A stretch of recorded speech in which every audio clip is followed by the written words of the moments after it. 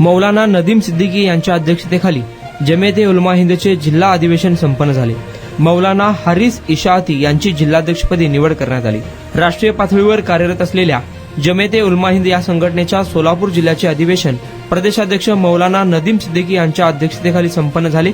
या अधिवेशनात सोलापूर शहर जिल्ह्यातील सर्व तालुक्यातून पदाधिकारी, उलेमा आणि सामाजिक कार्यकर्ते मोठ्या संख्येने सहभागी झाले होते। मौलाना तय्यब खान कासमी यांनी सूत्रसंचालन केले।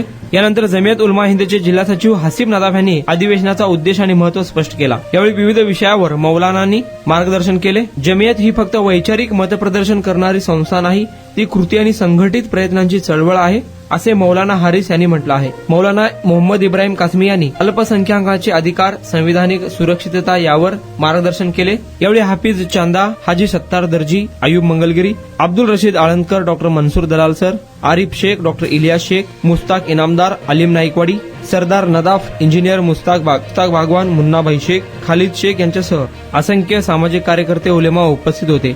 अधिवेशन यशस्वी करण्यासाठी युनुस डोणगावकर, रफिक इनामदार, युसुफ प्यारे, जावेद कोलमपल्ली, मौलाना इब्तिहाद, शुकुर खलिफा आदींनी विशेष प्रयत्न केले।